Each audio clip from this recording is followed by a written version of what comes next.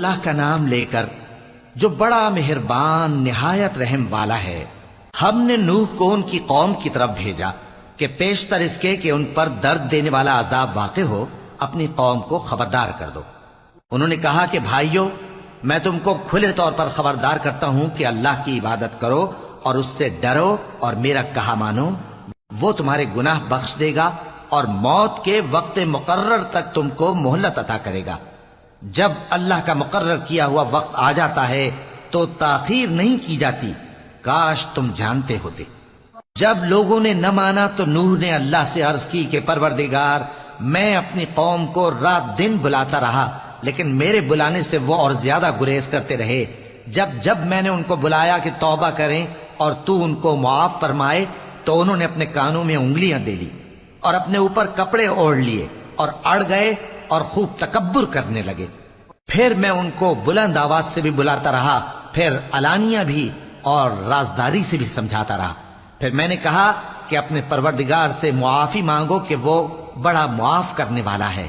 وہ تم پر آسمان سے موسلا دھار میں برسائے گا اور تمہارے مال اور بیٹوں میں اضافہ کرے گا اور تمہیں باغ عطا کرے گا اور ان میں تمہارے لیے نہریں بہا دے گا۔ تم کو کیا ہوا ہے کہ تم اللہ کی عظمت کا اعتقاد نہیں رکھتے، حالانکہ اس نے تم کو طرح طرح کی حالتوں میں پیدا کیا ہے؟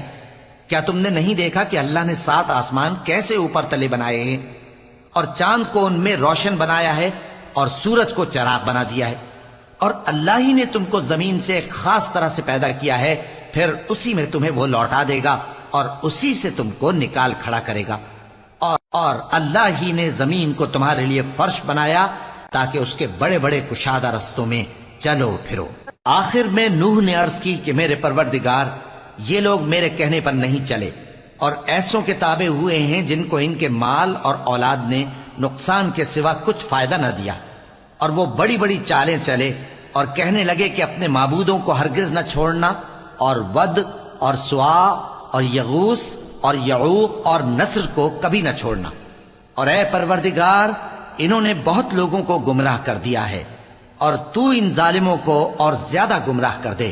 آخر وہ اپنے گناہوں کے سبب پہلے غرقاب کر دیے گئے، پھر آگ میں ڈال دیے گئے، تو انہوں نے اللہ کے سوا کسی کو اپنا مددگار نہ پایا۔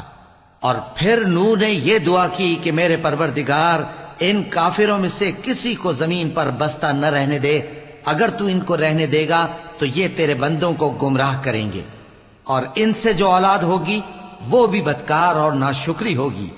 اے میرے پروردگار، مجھ کو اور میرے ماں باپ کو اور جو ایمان لا کر میرے گھر میں آئے اس کو اور تمام ایمان والے مردوں اور ایمان والی عورتوں کو معاف فرما، اور ظالم لوگوں کے لیے اور زیادہ تباہی بڑھا۔